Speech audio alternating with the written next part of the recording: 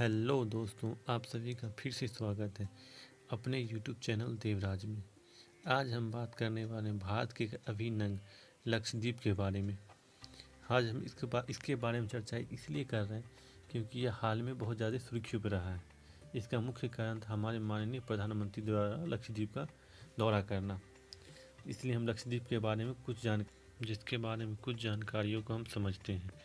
लक्षद्वीप जो भारत के दक्षिण पश्चिमी तट पर 200 से 400 किलोमीटर अर्थात 120 से 270 मील की दूरी पर अरब सागर में स्थित है।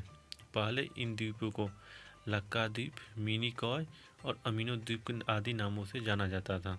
यह द्वीप समूह भारत का एक केंद्र शासित प्रदेश होने के साथ साथ एक जिला भी है।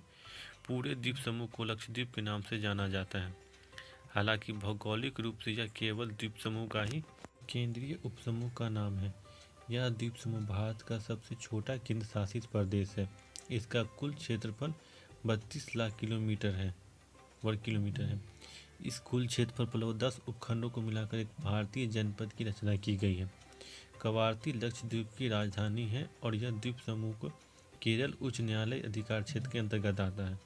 यह द्वीप समूह लक्षद्वीप, मालदीव, चागोसी समूह के 2 द्वीपों से उत्तर भाग में स्थित है। यह द्वीप एक विशाल समुद्रमग्न पर्वत श्रृंखला चागोसी लक्षद्वीप प्रवाल भित्ति पर स्थित है। 1 नवंबर 1956 को भारतीय राज्यों के पुनर्गठन के दौरान प्रशासनिक उद्देश्यों के लिए लक्षद्वीप को मद्रास से अलग करके एक केंद्र शासित प्रदेश के रूप में गठन किया गया। 1 नवंबर 1973 को नया नाम अपनाने के पहले क्षेत्र को लक्षद्वीप, मिनिकॉय और अमीनी द्वीप के नाम से जाना जाता था। मध्य पूर्व के लिए भारतों के महत्वपूर्ण जहाज़ों का सुरक्षा और सुरक्षा कारणों से द्वीप की बढ़ती प्रासंगिकता देखते हुए भारतीय नौसेना आधार INS द्वारपक्ष को कवारती द्वीप समूह पर कमीशन कर दिया गया ताकि इस क्षेत्र को पूरी तरह से सुरक्षित बनाया जा सके और यहाँ रह रहे आदिवासियों को किसी भी तरह की बाहरी समस्याओं का सामना न करना पड़े। इसके लिए सरकार ने इसे कमीशन किया।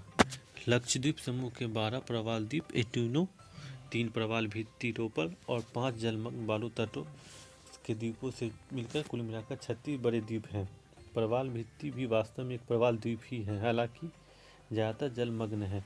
केवल थोड़े से वनस्पति रहित रेतीले हिस्से पानी के निशान से ऊपर हैं।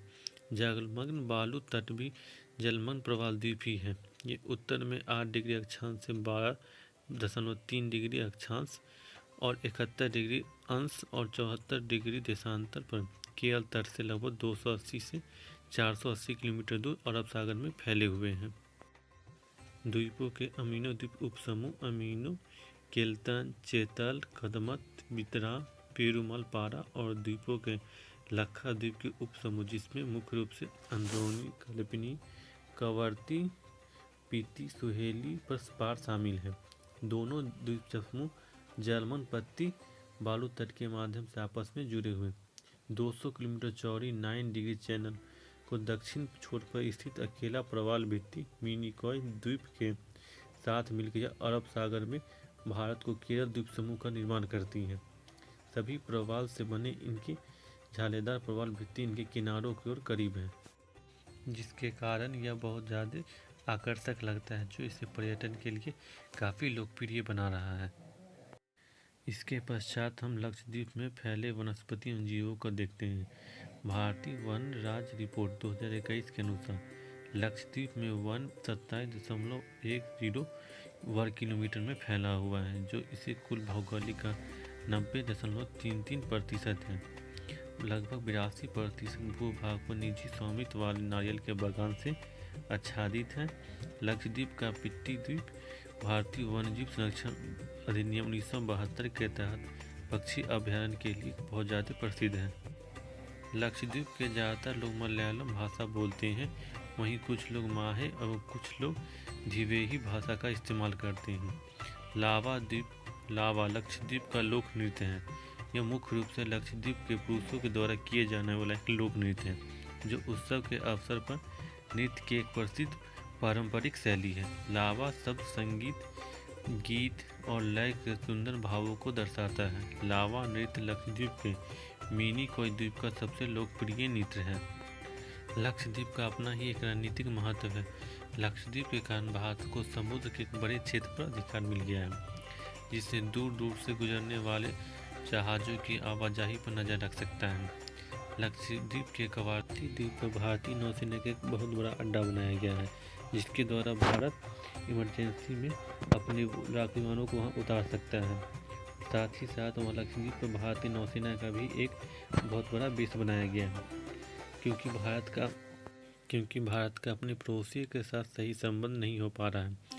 जिस पर हम देख सकते हैं कि काली लाइन द्वारा दर्शाया गया है कि चीन के 80% व्यापार इसी रास्ते से होते हैं तथा चीन अपनी नौसैनिक जहाज़ों के द्वारा वह हिंद महासागर में घुसपैठ करते रहता है, जिसको रोकने के लिए हमें लक्षद्वीप में एक बहुत मजबूत सैन्य व्यवस्था स्थापित करनी पड़ेगी, ताकि चीन के बढ़ते हुए हिंद महासागर में घुसपैठ को पूरी तरह से रोका जा सके। साथ ही साथ हमारे पड़ोसी देश मालदीव, जिन्होंने चीन के साथ साझेदारी करके हमारे विरुद्ध कई कार्य करना प्रारंभ कर दिए, जिसके कारण प्रधानमंत्री नरेंद्र मोदी ने मालदीव में कई परियोजनाओं का शिलान्यास किया और उनका उद्घाटन किया।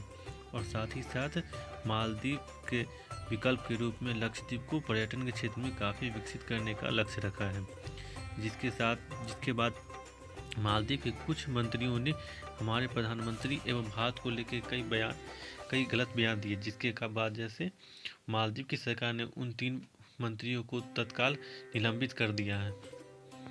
और साथ ही साथ हमारे पूरे भारत में बॉयकॉट मालदीव को एक जोर शोर से चलाया जा रहा है, जिसके पश्चात हमारे लक्षद्वीप को ज़्यादा पर्यटन का नए स्रोत मिल सकते हैं। दोस्तों, इस वीडियो में बस इतना ही। आशा करता हूँ आपको यह जानकारी बहुत अच्छी लगी होगी। अगर आपको यह जानकारी अच्छी लगी तो प्लीज़ इसे लाइक करें और हो सके तो हमारे चैनल को सब्सक्राइब कर दीजिए, ताकि आपको अगर इस तरह की वीडियो हमेशा आपको तुरंत मिल जाए। तब तक के लिए धन्यवाद।